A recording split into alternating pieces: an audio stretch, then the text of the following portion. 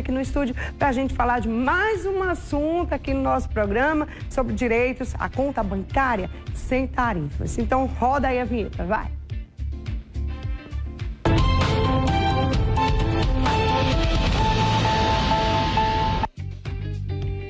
Chegou a hora do Blitz do Consumidor e você é meu convidado para participar do nosso programa. Bom dia, Elton Renê. Bom dia, Marília. Bom dia a todos os telespectadores, consumidores, telespectadores, né? Vamos falar sobre direito do consumidor, né? É verdade.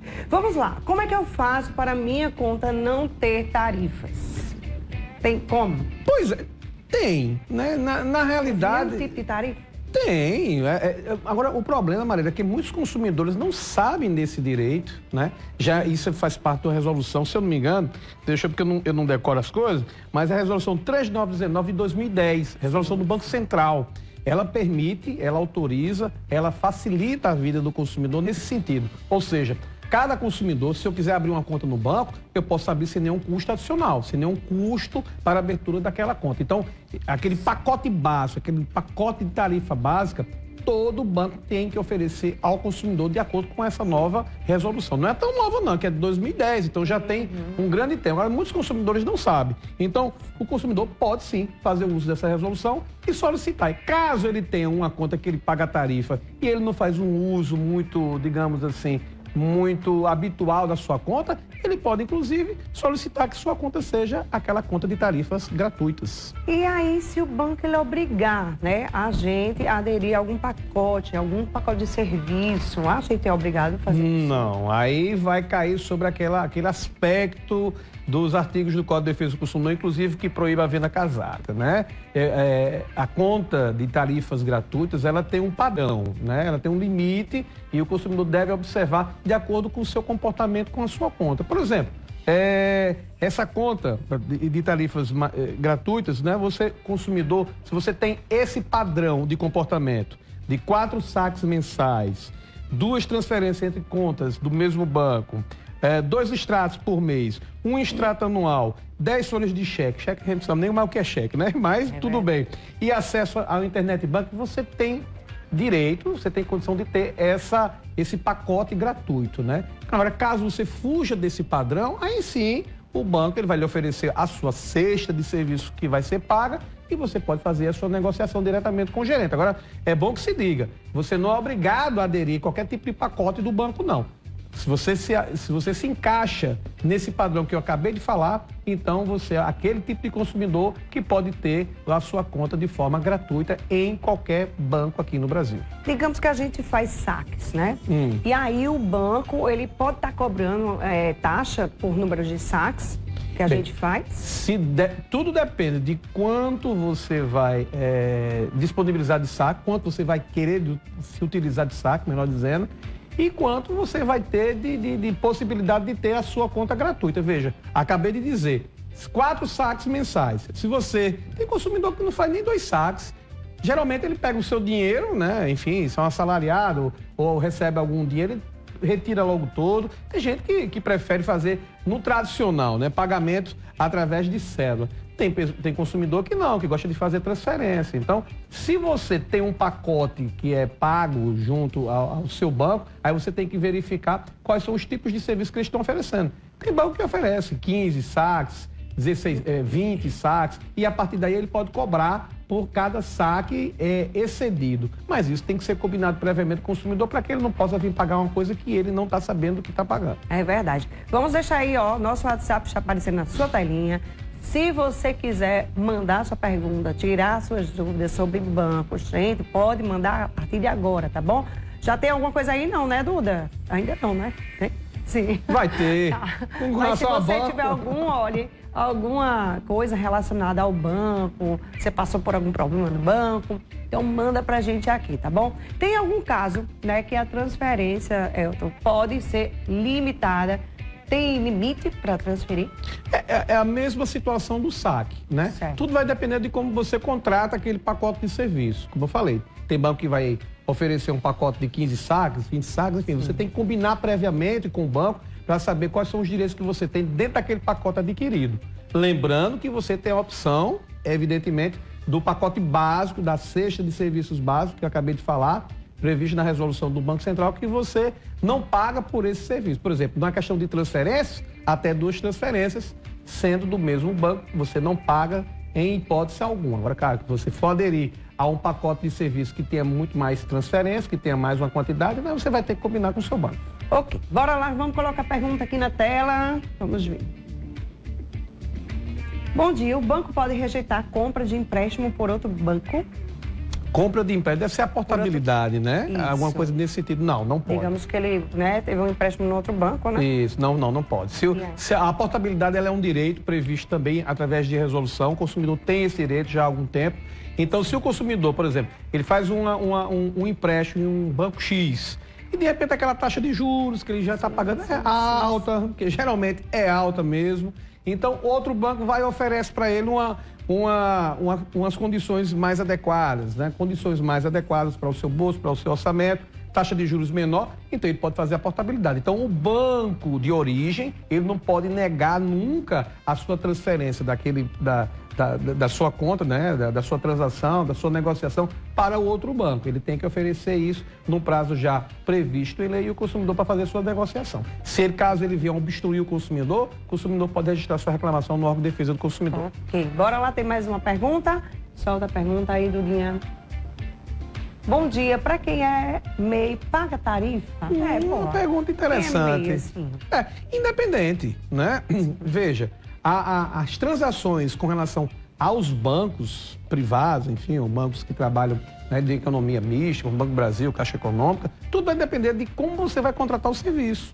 Se você se adequa, se você se encaixa na descrição do consumidor de tarifas gratuitas, daquelas condições que eu acabei de falar, como a questão dos saques, de 2 transferências por mês, 4 saques por mês. Então, independente se você é MEI, se você não é MEI, é uma conta mais abastada ou não, se você se adequa a esse comportamento, então a sua conta é gratuita. Mas mesmo você sendo MEI, e se você tem digamos, um volume de transação, não volume em volume de dinheiro, de número, mas de transações, de quantidade, aí você pode efetivamente pagar uma taxa de serviço adicional. Ok, vamos lá, mais uma pergunta, ó, tá vendo?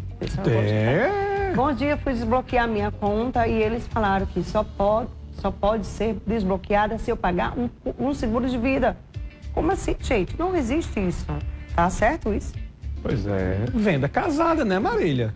Não dá, né? Pode desbloquear a conta se pagar um seguro de vida. Quem já viu? Mas primeiro, como assim a conta foi bloqueada? Como. Já começa a pergunta foi bloqueada por quê? Foi por quê? Né? Foi por causa da senha? Errou a senha, né? Houve um bloqueio na sua conta. Já tem uma transação, ou seja, ela já tem um negócio naquele banco, tudo certinho, tudo bonitinho.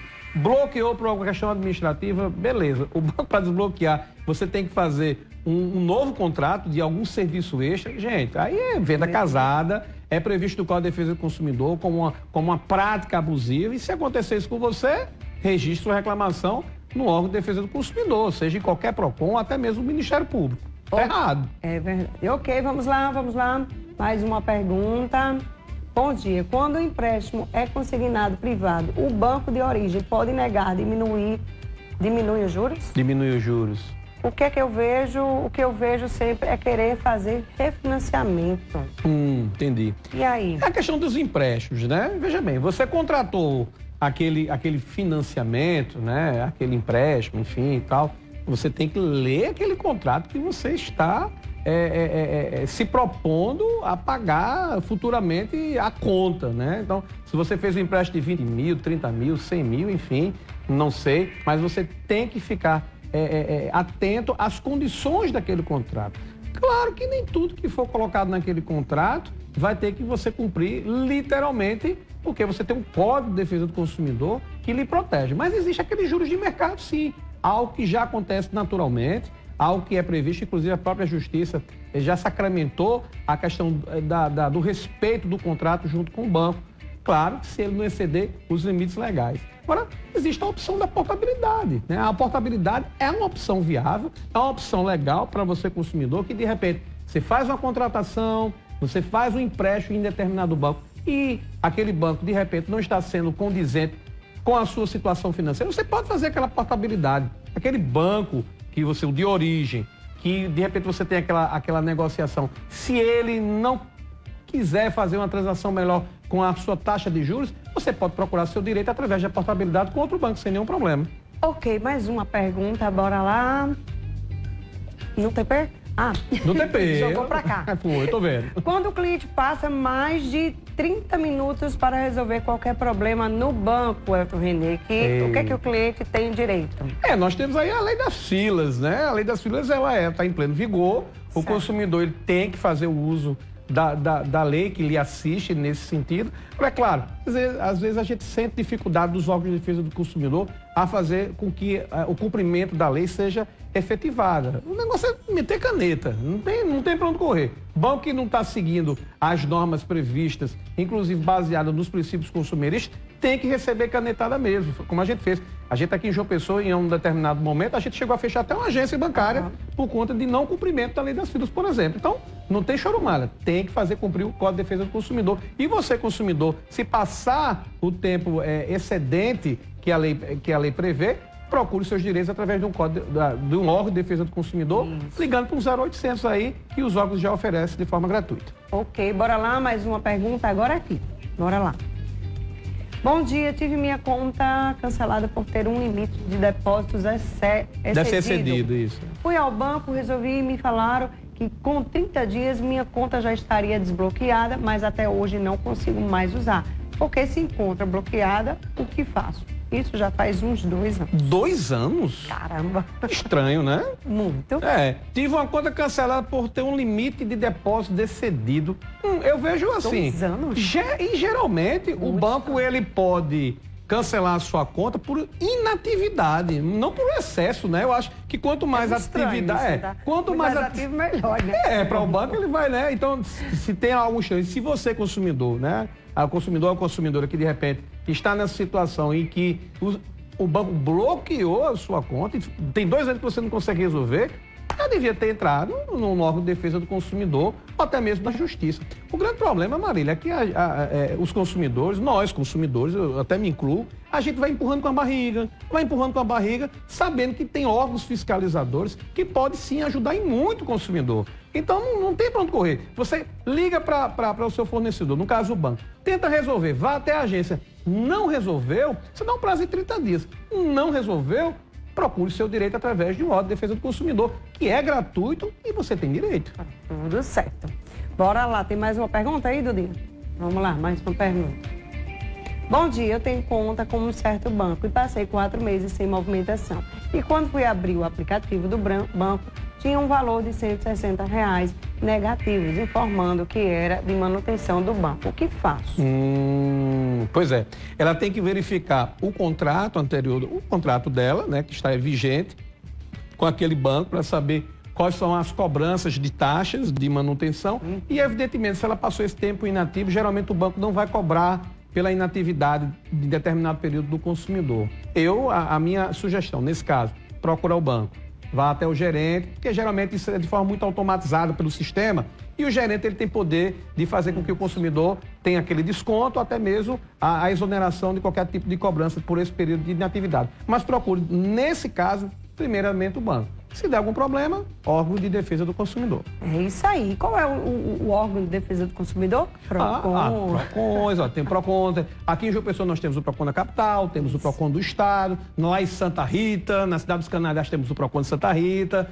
Procurar ele lá. Só procurar, um abraço nos braços. Então, o importante, em Cabedelo tem PROCON de Cabedelo, em Bahia tem PROCON em Bahia, ou seja... Cada cidade aqui próxima tem, nessa região metropolitana, tem PROCON em Passo, tem PROCON em Campina Grande. Né? Tem. Nas principais cidades nós tivemos hoje a presença tanto de PROCON de organismos municipais quanto estaduais, ou quanto do Estado, melhor dizendo. Mas é importante que o consumidor ele procure os seus direitos, ele vá atrás, porque de forma passiva fica difícil, né? Então, ficar em casa, só no Zap, só no aplicativo, às vezes não resolve. Então, você tem que ir mesmo na procura dos seus direitos. É verdade, viu? Meu amigo Elton Renê, vamos deixar aí seus contatos, suas redes sociais, né? Para quem quiser lhe procurar, como é que faz? Por favor, entre em contato conosco através do nosso Instituto do Consumidor. Está aí nossa equipe, da nossa querida amiga Célia Isabelo. Temos uma parceria para tratar você, consumidor, com o maior respeito. Então, vai lá no @Instituto do Consumidor, segue lá E, claro, também siga o nosso Instagram pessoal, né? O @EltonRené, porque vocês sabem, né? Vocês me seguindo aqui, eu fico que nem famoso, que nem a nossa amiga Marília Lima, que hoje está de Barbie, né? Toda de rosa. Vamos embora. Eu chego lá. Deixa eu só fazer uma outra pergunta. Tá pronto, né? Vamos embora. Pode entrar, assim, um parcelamento do banco, né? Se a pessoa não autorizar, tipo assim, digamos que entrou algum parcelamento do banco. Parcelamento de quê, né? Porque às vezes, sei lá, tem alguma conta aí entra um parcelamento. Não pode, claro que não, né? Não, existe uma previsão com relação a cartão de crédito. Naquele negócio do crédito rotativo, existe uma resolução em cima disso aí, que eu já questiono muito, né? Mas nas demais atividades do banco, não. Tem uma dívida do banco, ele não pode simplesmente fazer... Eu fiz um parcelamento aqui para você, tal. Não é bem assim, não. Tem que informar o consumidor, tem que notificar o consumidor para ele se manifestar, evidentemente, com relação àquela dívida. E, enfim, você fazer a negociação. Claro que o banco tem os seus direitos de fazer a cobrança do consumidor, inclusive até executar. Mas não pode fazer isso à revelia da própria lei. Dá para fazer mais perguntas? Vamos colocar então? Falou em banco, querida. Vamos, vai dar para fazer mais, bora? Vamos embora. Rapidinho. Bom dia, gostaria de saber por que minha fatura venceu no dia 20 e não peguei ainda na próxima fatura. Sem pagar juros? Eu não pagou ainda, eu acho que não pagou ainda. Quanto mais eu ou menos eu vou pagar de juros. Não entendi direito. Vamos lá. Não. Porque minha fatura venceu no dia 20 e não paguei. Isso. Ainda na próxima fatura eu pago, deve ser juros. Quanto mais ou menos... Aí ela está perguntando quanto é que ela vai pagar de juros na próxima fatura. Quanto mais ou menos, quanto mais ou menos, eu vou pagar de juros. Eu entendi assim também.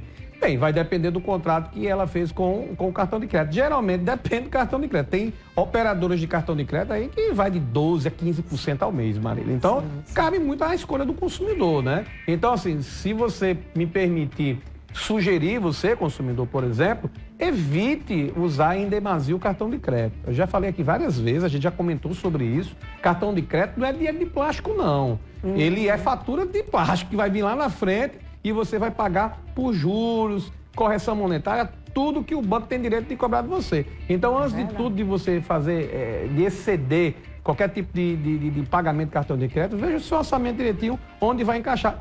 Eu hoje tenho o meu cartão de crédito, só tenho um, tem um limitezinho. Tá bom demais. Não tem necessidade. Né? Tá ótimo, porque eu tava... mais pior. Pois é, eu tava escravo, porque a gente às vezes não tem a educação necessária para utilizar aquele crédito desenfreado. Então você pode ter problema sim. Então, com relação à taxa de juros, infelizmente você vai ter que aguardar o banco quando refatura e você pode pagar um pouquinho mais, tanto com multa, quanto também o atraso, os juros, enfim. Então você vai ter que amargar essa situação. Fique atento. Procure pagar em dia a sua fatura. Muito bem. Tem mais alguma pergunta aí, Dudinha, que a gente possa... Tá, bora lá, mais uma pergunta. Ah, danado, hoje tá que tá. Bom dia. O banco pode pagar a parcela de um empréstimo consignado de outro banco? Não vai. Se você autorizar e se ele fazer a portabilidade, ele, né? Pode estar fazendo esse pagamento. Se você... Com as taxinhas de juros para ele? Tem. Vai cobrar, né? Ele não faz isso de graça, né? Nenhum banco é de graça. Agora, claro, você tem que autorizar, né? Isso aí pode ser também a compra de outra dívida. Tem fornecedor que compra dívida de outro fornecedor. Então pode acontecer isso também, entendeu? Uma financeira, um banco pode comprar a dívida daquela financeira e cobrar do consumidor depois. Então, você tem que ficar atento nessa situação. Mas é perfeitamente legal acontecer. Contanto que você, consumidor, seja informado previamente. Ok, tem mais uma pergunta, bora lá. Bom dia, sobre os bancos digitais, quais as vantagens e desvantagens em usá-los? Os bancos digitais tem umas vantagens e boas. A vantagem é que ele é prático. Isso. Né? Qualquer pessoa, através de um aplicativo, você baixa um banco, tal, você não precisa de dinheiro, não precisa de nada. Tem taxa também? Tem banco que a maioria não tem.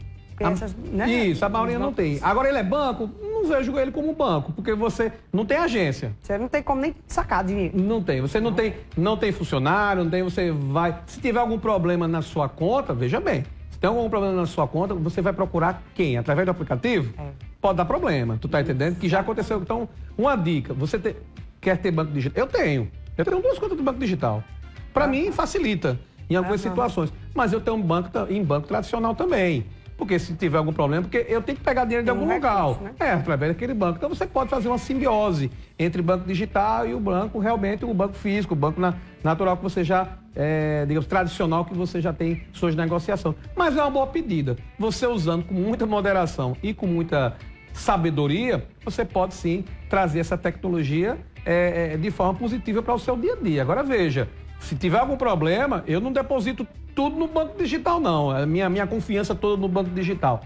Sempre separe. Quer depositar algum dinheiro? Exato. Eu até diria assim, 30%, 70%, tá entendendo?